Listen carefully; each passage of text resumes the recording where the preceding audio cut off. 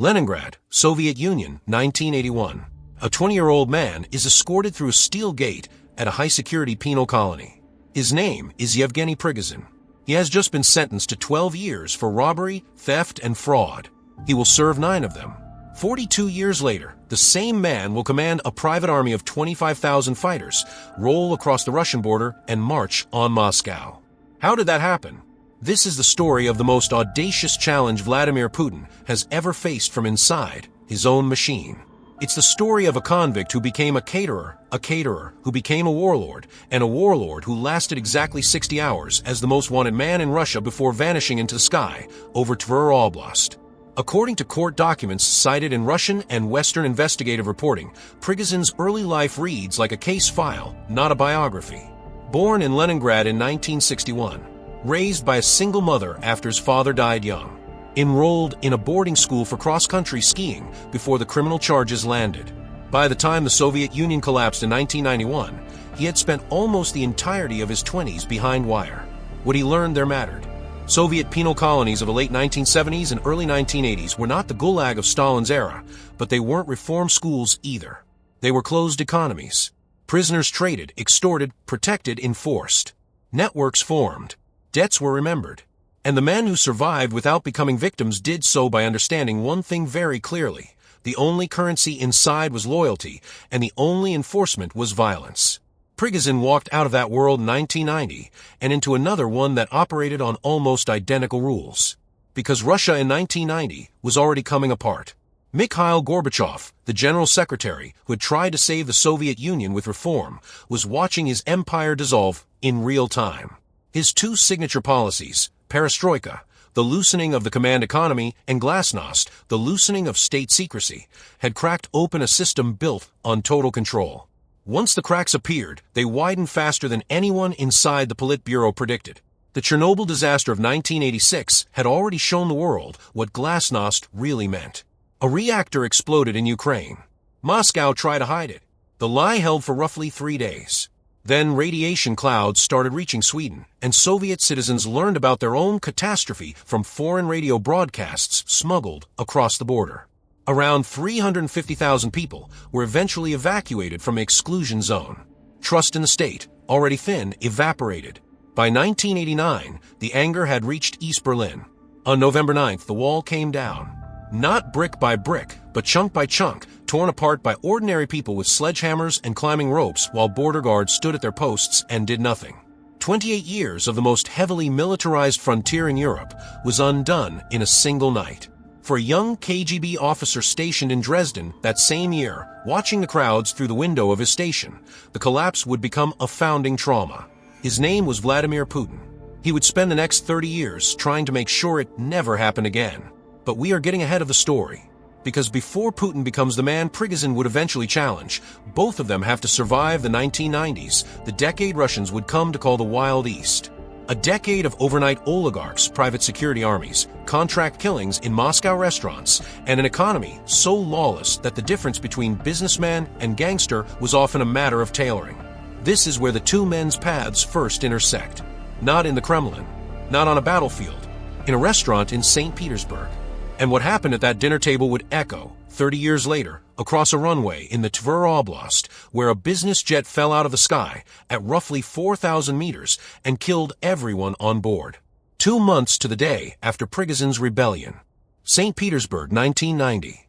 The city is not yet called St. Petersburg. It is still Leningrad, and it will keep that name for another 11 months until a referendum restores the imperial title in June 1991. Prigozhin comes home from prison to a place that no longer exists. The Soviet ration system is collapsing. Shelves in state grocery stores are empty. A parallel economy has been running in the shadows for years, and now it steps into the open. Anyone with a bit of cash, a bit of ruthlessness, and a bit of luck can start something. Prigozhin has all 3. He begins with hot dogs. Selling sausages from a kiosk with his mother and stepfather, according to reporting later compiled by Russian outlet Meduza and the BBC. The stand made real money almost immediately because in a broken economy, food you can eat while walking to work becomes a luxury. From hot dogs, he moves to grocery stores. From grocery stores to gambling halls. and from gambling halls in the mid-1990s to a floating restaurant on a barge on the Neva River called New Island. New Island was where everything changed. It was one of the few restaurants in the city that could serve foreign visitors at a Western standard. Tablecloths, wine lists, discreet staff. Which meant that when the mayor of St. Petersburg needed to host a foreign dignitary, he sent them there. The mayor was Anatoly Sobchak, a lawyer and reform politician. And Sobchak's deputy, the man who quietly managed relationships with organized crime, security services, and the port authorities, was a former KGB officer named Vladimir Putin. Putin had returned from Dresden in 1990. He had watched the fall of the wall from inside his station, burning documents in a stove, while a crowd shouted outside. He had asked Moscow for reinforcements. Moscow, he later said, was silent. That silence would become one of the most repeated stories in his personal mythology. Back in Leningrad, he attached himself to Sobchak as an aide. Within a few years, he was deputy mayor with a portfolio covering foreign investment, gambling licenses, and border trade, the three most corrupt files in the city. The dinners at New Island were where the two men first crossed paths. There is no evidence they were close in that period. But the pattern of proximity begins there. Prigozhin serving food to Putin's guests, Putin approving the licenses that let Prigozhin's business grow. Meanwhile, Russia was disintegrating. The economic reforms of the early 1990s, known as shock therapy, had done exactly what critics predicted. Inflation destroyed savings. State enterprises were sold to insiders for pennies. A tiny class of oligarchs emerged, men who owned oil, aluminum, television networks, entire regions of the economy, while pensioners begged in subway stations. The murder rate exploded. Contract killings in restaurants, apartment lobbies, and parking garages became so common that Moscow newspapers ran weekly summaries the way they once ran weather. The Chechen Wars, launched by Yeltsin in 1994 to hold the Federation together, killed tens of thousands and produced a generation of veterans with no jobs and specific skills. The state, in any recognizable sense, was gone. For most Russians, this period is remembered not as freedom, but as chaos. The reform government promised prosperity and delivered humiliation. Ordinary people watched their currency collapse 3 times in a decade, most brutally in the 1998 default, when the ruble lost about 75% of its value in weeks. Whoever came next would only need to offer one thing: order. In Moscow, an aging and ailing Boris Yeltsin was already searching for that person. He needed a successor loyal enough to guarantee immunity for his family, strong enough to control the security services, and gray enough to look like a technocrat rather than a threat. In 1996, Yeltsin summoned Putin to the capital. First as deputy chief of the presidential administration. Then in 1998 as director of the FSB, the successor agency to the KGB. Then in August 1999 as prime minister. 5 months later, on New Year's Eve, Yeltsin resigned live on television. Acting president, Vladimir Vladimirovich Putin. He was 47 years old. Most Russians had barely heard his name. Within 100 days, that would change forever. The transfer of power on the final night of 1999 was almost invisible. Yeltsin's televised address was brief, almost apologetic. He asked forgiveness. He handed the nuclear briefcase to a man who, 6 months earlier, had been a mid-level bureaucrat almost nobody could pick out of a lineup. Putin's first act as acting president, signed within hours, was a decree granting Yeltsin and his family immunity from criminal prosecution. The deal held. The second act was already underway before he took the oath. In September 1999, a series of apartment bombings across Russian cities had killed more than 300 people and terrified the population. The government blamed Chechen separatists. Putin, then still prime minister, promised, in a phrase that would define his public image, to hunt the terrorists down and, in his words, wipe them out in the outhouse. By New Year, Russian troops were already inside Grozny. The Second Chechen War was a straightforward reconquest, brutal and total. The capital was flattened. Independent journalists who tried to report from the ground began to die in unexplained circumstances, a pattern that would repeat itself for the next 20 years. But the bombings themselves remained the darkest question of Putin's early presidency. In the city of Ryazan, in September 1999, local police intercepted 3 men planting what appeared to be a bomb in the basement of an apartment building. The men were arrested. It then emerged that they were FSB officers. The federal agency claimed it had been a training exercise. Independent investigators and several members of the Russian parliament rejected that explanation. Two of the legislators who pushed hardest for an inquiry later died, one shot dead in Moscow in 2003, one poisoned in 2003. There has never been an official Russian investigation. The stories that fill the gaps in this period come largely from the exiled journalist and former FSB officer Alexander Litvinenko, who wrote a book accusing his own former agency of orchestrating the bombings as a pretext for war. That book, published in 2002, would eventually cost him his life. We will come back to that. What matters here is the shape of the regime that emerged. Within 4 years of taking office, Putin had done three things. He had crushed the independent television networks that criticized him, either by pushing their oligarch owners into exile or forcing them to hand over control. NTV, the most watched independent channel, was seized in 2001. Its owner, Vladimir Putin, fled abroad. He had jailed the richest man in Russia, Mikhail Khodorkovsky, in 2003 on charges of tax evasion after Khodorkovsky funded opposition parties. His company Yukos was dismantled and absorbed into a new state oil giant, Rosneft, and he had rewritten the informal rules of the elite. Under Yeltsin, oligarchs owned politicians. Under Putin, politicians owned oligarchs. Wealth was tolerated, but only if it stayed out of politics. If you like this kind of long-form investigation into how power actually works, the paperwork, the pressure, the people, a like on this video is the easiest way to tell the algorithm to send more of it. Takes 1 second.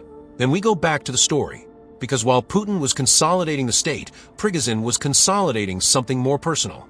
By the early 2000s, the man from a new island barge had become the caterer of choice for the entire Russian government.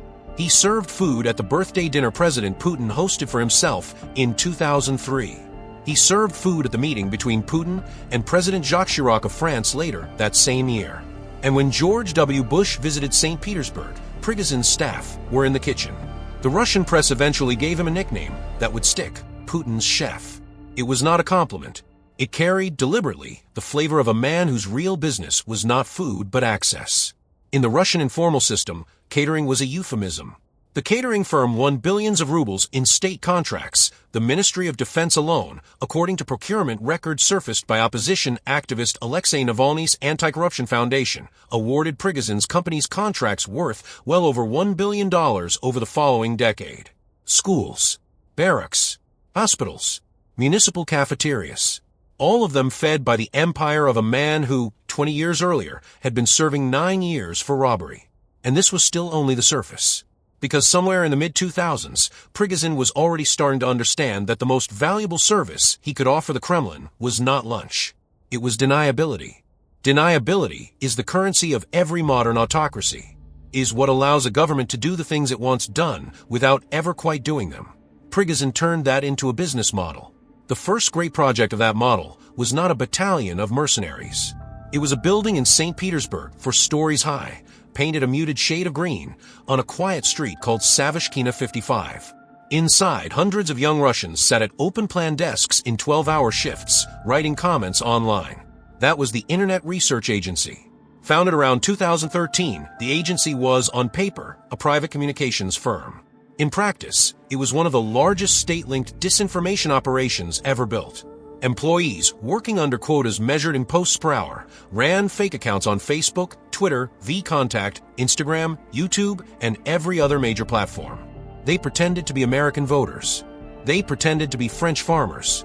They pretended to be Ukrainian nationalists and Ukrainian pacifists and Ukrainian collaborators, sometimes on the same day, on different accounts, sometimes arguing with themselves. The purpose was not to convince anyone of any specific idea. The purpose was to fill the information environment with so much contradictory content that ordinary people simply stopped trusting anything. This was propaganda restructured for the internet age. Soviet propaganda had tried to convince the population that communism was the future. Putin-era propaganda, run through Prigozhin's shell companies, did not care what you believed. It cared only that you no longer believed the honest institutions of your own country. In 2016, the operation crossed into infamy. According to the report published by U.S. Special Counsel Robert Mueller, in 2019, the Internet Research Agency spent millions of dollars over multiple years running fake American political accounts, staging real-world rallies inside the United States by remote organizing local activists who did not know they were being played, and micro-targeting voters in swing states in the months before the presidential election. 13 Russian nationals and 3 Russian entities, including Prigozhin himself and his catering conglomerate Concord, were indicted by a U.S. federal grand jury in February 2018. Prigozhin denied everything at the time. Years later, in November 2022, with the war in Ukraine raging and the mask already slipping, he made an unprompted statement to Russian media. Yes, he said he had founded the agency. Yes, he had interfered. And yes, he intended to keep doing it. The admission was casual, almost bored. It fit the pattern of a man who had spent a decade learning that in Russia, once the Kremlin blesses your operation, prosecutions come from foreigners you never planned to meet. But the troll farm was not the crown jewel. The crown jewel started in a training camp in southern Russia in the spring of 2014, weeks after Russian special forces without insignia, the Little Green Men, seized the Crimean Peninsula from Ukraine. The Kremlin needed a way to fight in the Donbass without officially fighting in the Donbass. It needed men who could die there without their deaths being reported by the Ministry of Defense. It needed, in the language of the trade, deniable ground troops. That is where Wagner was born. The name came from the call sign of one of its founding commanders, Dmitry Utkin, a retired lieutenant colonel from the Russian Military Intelligence Directorate, the GRU. Utkin, according to photographs later verified by the investigative outlets Bellingcat and Insider, wore Nazi tattoos, an SS collar patch, an eagle, a swastika. His call sign, Wagner, was a reference to Adolf Hitler's favorite composer. The private military company that grew out of that camp was funded, structurally, by Prigozhin. He denied it. He sued journalists who wrote it. He filed lawsuits against Meduza and against the Anti-Corruption Foundation for what he called defamation. He won several of them in Russian courts, where the outcome was never in doubt. Publicly, Wagner did not exist. Privately, it fought in Syria alongside the regime of Bashar al-Assad. It fought in Libya. It appeared in the Central African Republic, in Mali, in Sudan, in Mozambique, everywhere the Kremlin wanted influence but not accountability. In exchange for security services, Wagner took control of gold mines, diamond concessions, and oil terminals across the African continent. Investigations by the news agency Reuters, the Washington-based Center for Advanced Defense Studies, and the French outlet All Eyes on Wagner documented these arrangements in detail. Wagner was not a rogue force. It was a subsidiary, and its CEO wore an apron. To understand what happened in June 2023, you have to understand that Wagner had by then evolved into something the Kremlin had not planned for and could no longer fully control.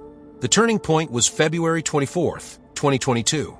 That morning, at approximately 5 a.m. Moscow time, Russian columns crossed the Ukrainian border in the largest land invasion in Europe since 1945. Missiles struck Kiev. Paratroopers landed at Hostomel Airport, north of the capital. Tanks poured out of Belarus, out of Crimea, out of the Donbass. The Russian General Staff had told Putin the war would last a matter of days. By the end of the first week, the Russian advance on Kiev had stalled. By the end of the first month, the columns had been forced to retreat, leaving behind a landscape of destroyed vehicles, dead soldiers, and in towns like Bucha, mass graves that would horrify the world. The regular Russian army was not winning. And in a hierarchical system where losing was politically fatal, the pressure to find someone who could win became enormous. Prigozhin stepped forward. Wagner, until then a shadow force of a few thousand professional fighters, expanded rapidly. Prigozhin personally toured Russian penal colonies in the summer and autumn of 2022, offering an unusual contract to prisoners, 6 months of frontline service in Ukraine in exchange for a full pardon. The offer was recorded by inmates on smuggled phones and later leaked. Prigozhin, in a bomber jacket, standing in a prison courtyard, told a group of assembled men that if they refused to fight, they would remain. If they deserted, they would be executed. If they surrendered, they would be considered traitors and, according to him, likely executed by their own side. Tens of thousands accepted. By the end of 2022, according to estimates published by the U.S. National Security Council, Wagner's ranks had swollen from roughly 6,000 professional fighters to around 50,000 troops, most of them former inmates, thrown at the Ukrainian lines with minimal training and staggering casualty rates. The place where they died in the largest numbers was a mid-sized industrial city in the Donetsk region called Bakhmut. Before the war, Bakhmut had about 70,000 inhabitants. It had a salt mine, a champagne cellar dating to the imperial era, and no particular strategic significance beyond being a road junction. By the end of 2022, it had become the longest and bloodiest battle of the entire Russo-Ukrainian war. The Ukrainian government has never released its full casualty figures. Ukrainian and Western estimates of Russian dead and wounded at Bakhmut range, depending on the source, from 30,000 to more than 60,000. A large majority of them were Wagner. A large majority of the Wagner dead were former prisoners. Prigozhin, from the trenches, began to broadcast. He filmed videos of himself standing in bombed-out apartment blocks, addressing the camera directly. He began to publicly attack the Russian Ministry of Defense. Specifically, he attacked Minister of Defense Sergei Shoigu and Chief of the General Staff Valery Gerasimov. He accused them, by name, of withholding ammunition from Wagner while regular army units were resupplied. He accused them of incompetence. He accused them of getting Russian men killed to protect their own careers. He did all of this in videos posted to his own social media channels, in Russian, uncensored, viewed by millions. Nothing like it had been permitted in Putin's Russia in 20 years. If you're following this and you want to understand why patterns like this, insider warlords going public, regimes eating their own, keep repeating themselves across history, hitting the subscribe button tells us to keep making this kind of investigation. It's free, and it's the only signal that matters to the algorithm. Back to Prigozhin. The Ministry of Defense responded, at first, with silence, and later with maneuvers.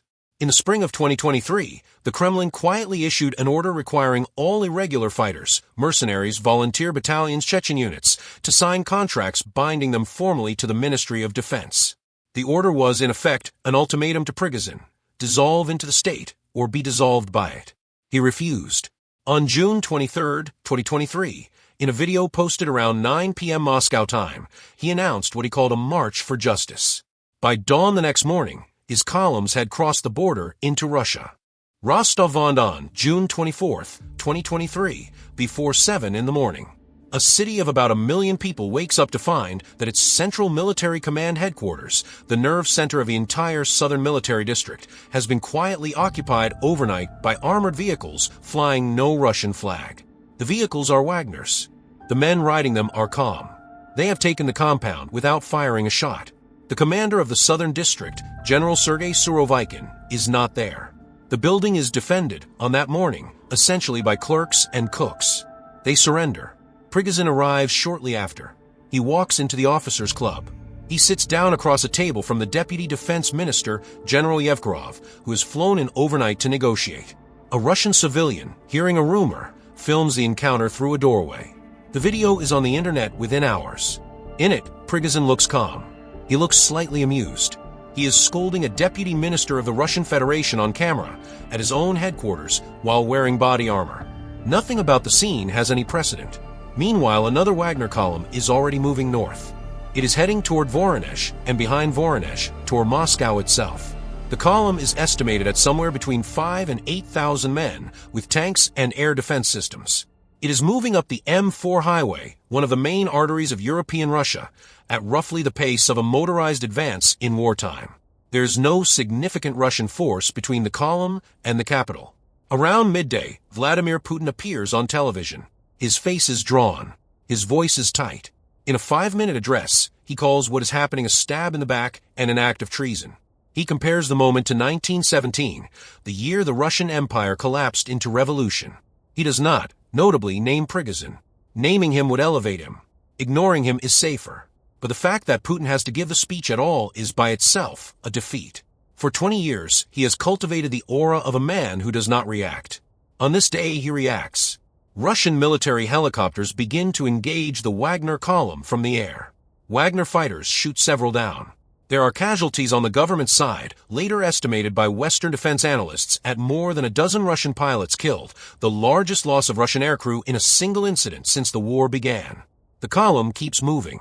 By late afternoon, it is roughly 200 kilometers from the outer edge of Moscow. The Russian capital is placed under an emergency security regime. Concrete barriers appear on the ring road. The mayor tells residents to stay indoors. And then, at some point in the early evening, something changes. The president of Belarus, Alexander Lukashenko, a man who owes his entire political survival to Putin, reportedly opens a channel to Prigozhin. What passes between them has never been fully disclosed. But by nightfall, Prigozhin issues a new video. He tells his men to turn around. He says they are stopping the march to avoid bloodshed. He says he has a guarantee of safe passage. The column stops. It reverses. The Kremlin announces that Prigozhin will not face charges. He will instead relocate to Belarus. Wagner fighters can choose to return to their bases, sign contracts with the Russian Ministry of Defense, or follow their leader into exile. By dawn on June 25th, the crisis is officially over. It has lasted approximately 36 hours. Almost no one inside Russia or out believes the deal is real, because the pattern of the previous 2 decades is unambiguous. When you challenge Putin publicly, one of 2 things happens. Either you disappear into a prison cell, like Khodorkovsky in 2003, or like Alexei Navalny after his return to Moscow in 2021, or you die in circumstances the Kremlin describes as unrelated. The list of the dead is long. Anna Politkovskaya, the journalist who exposed atrocities in Chechnya, shot in the elevator of her Moscow apartment building on October 7, 2006, Putin's birthday. Alexander Litvinenko, the exiled FSB officer, poisoned with polonium-210 in a London hotel bar in November 2006 by 2 Russian agents subsequently identified by British authorities as Andrei Lugovoy and Dmitry Kovdin. Boris Nemtsov, opposition politician and former deputy prime minister, shot 4 times in the back within sight of the Kremlin walls in February 2015. Sergei Skripal, another former Russian intelligence officer, poisoned with the nerve agent Novichok in Salisbury, England, in 2018. Alexei Navalny himself, poisoned with Novichok in Siberia in 2020, and eventually declared dead in an Arctic prison colony in February 2024. The list continues. And into that list, on August 23, 2023, went the name of Yevgeny Prigozhin. The plane took off from Sheremetyevo Airport, north of Moscow, at approximately 6 in the evening. It was an Embraer Legacy 600, tail number RA02795, owned by a company linked to Prigozhin's holdings. The manifest listed 10 people on board, 7 passengers and 3 crew. Among the passengers were Yevgeny Prigozhin himself, Dmitry Utkin, the co-founder of Wagner, whose call sign gave the company its name, and Valery Chekalov, the man responsible for Wagner's logistical operations abroad. In effect, the top 3 names in the entire organization were on the same aircraft. The flight plan was routine. Moscow to St. Petersburg, roughly 1 hour, a corridor flown thousands of times every year. At approximately 6:30 in the evening, at cruising altitude, near the village of Molkino in the Tver Oblast, halfway between the 2 cities, the aircraft broke apart in mid-air. Witnesses on the ground reported hearing an explosion. Some described seeing debris falling in 2 distinct pieces, consistent with a mid-air structural failure, rather than a full impact. Cell phone videos filmed by local residents showed a vertical column of smoke and a fuselage tumbling out of the sky. There were no survivors. Within hours, the Wagner-affiliated Telegram channel Gray Zone confirmed Prigozhin's death, calling him a hero and a patriot who had died at the hands of, quote, traitors to Russia. Within 24 hours, U.S. intelligence officials, speaking on background to major American outlets, said the initial assessment was that the crash had been caused by an intentional explosion. British and European intelligence services subsequently reached similar preliminary conclusions. The Kremlin denied all involvement. Vladimir Putin, in a public statement 3 days later, referred to Prigozhin as a talented man who had, in the president's words, made some serious mistakes in life. He offered condolences to the families. He proposed no independent investigation. He announced no arrests. The date of the crash was August 23, 2023, exactly 2 months to the day after the beginning of the mutiny. The message, to everyone in the Russian elite who might have been considering their own moment of defiance, could not have been more precise if it had been engraved in stone. The aftermath was immediate and, in its own way, elegant. Within weeks of Prigozhin's death, the Russian state moved to formally absorb Wagner's African operations, rebranding much of the network under a new entity called the Africa Corps, run directly by the Russian Ministry of Defense. Wagner units in Ukraine were folded, as originally demanded, into regular military structures or into the Russian National Guard. The private empire that Prigozhin had spent almost a decade building was dismantled in about 100 days. His companies were quietly reorganized. The Internet Research Agency, according to reporting by Bloomberg and by the investigative outlet iStories, was restructured under new nominal owners, its operations continuing under different names. Concord, his catering group, lost several of its largest state contracts and was reassigned to other favored bidders. His sons and his ex-wife retained portions of the personal fortune. Estimates of the family's remaining wealth run into the hundreds of millions of dollars, though full accounting is impossible. Yevkurov, the deputy defense minister who had negotiated with Prigozhin in Rostov, kept his job. Sergei Shoigu, the defense minister Prigozhin had spent months publicly denouncing, was removed in May 2024, but not disgraced. He was promoted sideways to the position of Secretary of the Russian Security Council, one of the most powerful advisory posts in the Kremlin. General Sergei Surovikin, the commander widely rumored to have been sympathetic to Prigozhin during the mutiny, was removed from public view for weeks, then quietly reassigned to a lesser command in Algeria. He has not been seen in a senior Russian military role since. The mutiny had, in official terms, never happened. The Russian state media stopped mentioning Prigozhin's name within days. Textbooks were not rewritten because there had been nothing to write. The buildings on Savushkina Street in St. Petersburg were emptied. The compound in Molkino, southern Russia, where Wagner had trained thousands of fighters, was reassigned. The camouflage patterns changed. The recruiters changed. The name changed. But the machinery kept running.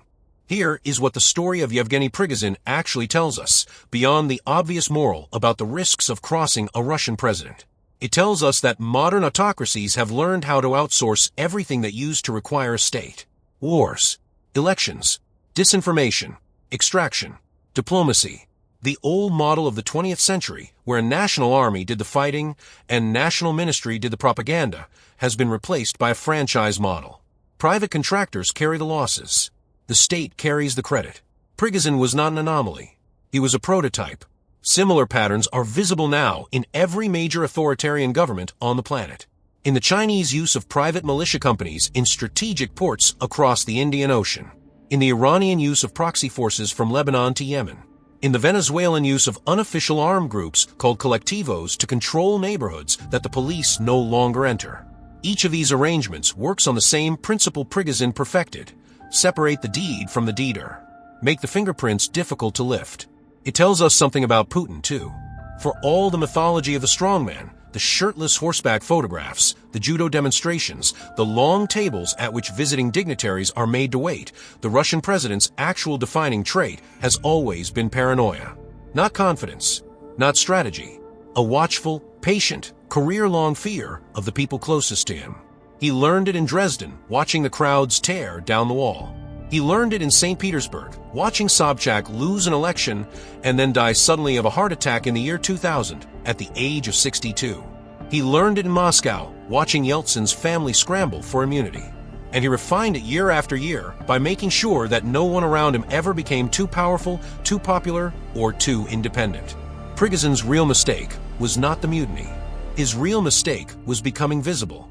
For years, the arrangement had worked because he was invisible, deniable, a caterer on paper. When he stepped out of that role, when he stood in bombed apartment blocks in Bakhmut, filming himself, addressing millions of Russians directly, he violated the one rule that made him useful. He became a name. And a name, in the world Putin has built, is a liability. It tells us, finally, something about the cost. Because the human ledger of this story is enormous, and most of it does not belong to Prigozhin. Tens of thousands of former Russian prisoners, recruited from penal colonies with the promise of a pardon, were sent into the Bakhmut meat grinder and did not come back. Ukrainian soldiers, Ukrainian civilians, Ukrainian children died in numbers that will take a generation to count.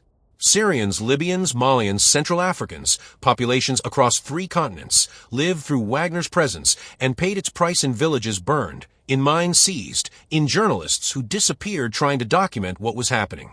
The private army that Prigozhin built to give Putin plausible deniability did not disappear when the airplane came apart over Tver. It changed uniform. The men who used to wear the Wagner patch now were the emblem of the Afrika Korps or the Russian National Guard, and they operate in the same countries, on behalf of the same interests, using the same tactics. The infrastructure Prigozhin built survived Prigozhin. That, in the end, may be the darkest legacy of all. Return, for a moment, to the beginning. To a 20-year-old man walking through a steel gate at a Soviet penal colony in 1981. He understood one thing that most people never really grasp about power. He understood that in a system built on fear, loyalty is not a virtue. It is a transaction, and transactions can be renegotiated. He renegotiated his own transaction with the Kremlin for 30 years. He renegotiated it one time too many. Somewhere over the fields of Tver Oblast, on a summer evening in 2023, at roughly 4,000 meters above ground, the transaction closed. If this investigation gave you a clearer view of how these systems actually work, hit the like button, subscribe for the next case we take apart, and tell us in the comments, do you believe Prigozhin genuinely thought Putin would honor the amnesty, or was he already planning his next move when the plane went up? And in a world where states can outsource wars to private contractors and elections to troll farms, who is actually accountable when things go wrong? The floor is yours.